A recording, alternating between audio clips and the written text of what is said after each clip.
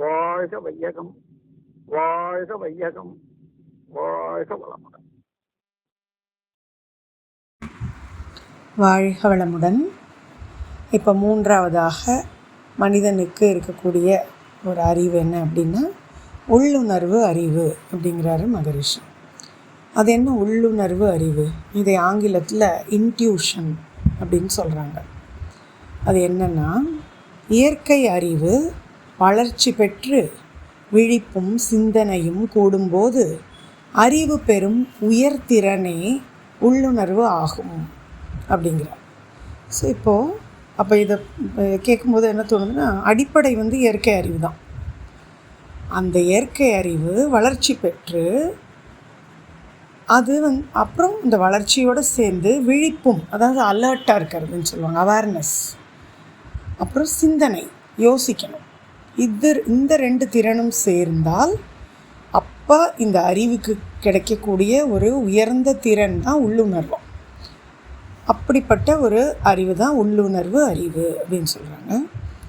அப்போ இது எல்லா மனிதர்களுக்கும் இருக்குமா? முதல்ல எல்லா ஜீவராசிகளுக்கும் இருக்குமானா இல்லை, இது மனிதனுக்கு மட்டும்தான். எல்லா ஜீவராசிகளுக்கும் இருக்கக்கூடியது ஒன்றே ஒன்று தான், இயற்கை அறிவு தான், இன்ஸ்டிங்க்ட் தான். ஆனால் இப்போ இந்த உள்ளுணர்வு அறிவு மனிதருக்கு மட்டும் இருக்கும். அதுவும் எல்லா மனிதருக்கும் இருக்குமா அப்படின்னு யோசித்து பார்த்தா, இப்போ டிஃபால்ட்டாக ஓரளவுக்கு எல்லாருக்கும் வந்திருக்கணும். ஆனால் யார் அந்த உள்ளுணர்வு அறிவை, அதிலிருந்து எழக்கூடிய குரலை விழிப்போடு கவனிக்கிறாங்களோ, அப்புறம் யார் நல்ல ஒரு சிந்தனை திறனோடு இருக்காங்களோ அவங்களுக்கு தான் இது நல்ல வளர்ச்சியோடு இருக்கும். இப்போது சாதாரணமாக நம்ம இப்போ ஒருத்தரோட போய் பழகுறோன்னு வச்சுக்கோங்க. இப்போ பழகும் பொழுதே, நமக்கு ஒருத்தரோட பழக ஆரம்பிக்கும் பொழுதே நம்முடைய உள்ளுணர்வு சொல்லும், இவங்களோட நம்ம நட்புடன் இருந்தால் நமக்கு தீமை வருமா நன்மை வருமானு. அந்த உள்ளுணர்வை நம்ம கவனித்து இவங்களோட பழகலாமா வேண்டாமான்னு நமக்கு முடிவு பண்ணிக்கலாம். ஆனால் நம்ம அந்த வார்த்தை கேட்டிருப்போம், கூடா நட்பு அப்படின்னு. நிறைய பேர் இந்த மாதிரி தீமையான நட்பு அவங்களோட பழகி நிறைய பேருடைய வாழ்க்கையை தொலைச்சிருக்காங்க.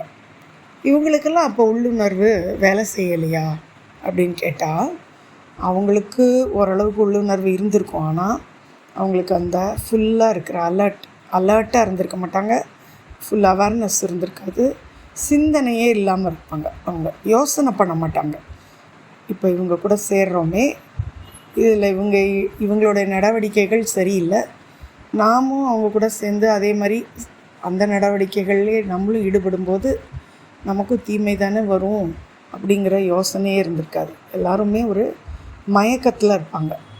ஸோ இதுதான் இந்த உள்ளுணர்வு அப்படிங்கிறது. எல்லாருக்கும் ஒரே மாதிரி வேலை செய்கிறது கிடையாது. நமக்கே நிறைய சமயம் இது செய்ய வேண்டாம், ஒன்று பண்ணும்பொழுதே இது செய்ய வேண்டாம்னு தோணும். ஆனால் நம்ம அந்த குரலை அலட்சியப்படுத்திட்டு பண்ணிவிடுவோம். அப்புறமா வருத்தப்படுவோம், ஐயோ நான் அப்போவே நினச்சேன், இது பண்ண வேண்டாம்னு நினச்சேன் அப்படின்னு நினைப்போம். இந்த உள்ளுணர்வு அறிவுங்கிறது இதுதான்.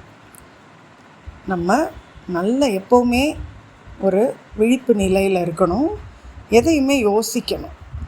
இது ரெண்டும் இருந்தாலே நம்முடைய இன்ட்யூஷனுங்கிற உள்ளுணர்வு அறிவு நல்ல ஷார்ப்பாக இருக்கும். நம்முடைய அறிவு இந்த உள்ளுணர்வுங்கிற உயர்திறனை பெற்று நம்ம வாழ்க்கையில் நல்ல சந்தோஷமாக வாழலாம். வாழ்க வளமுடன்.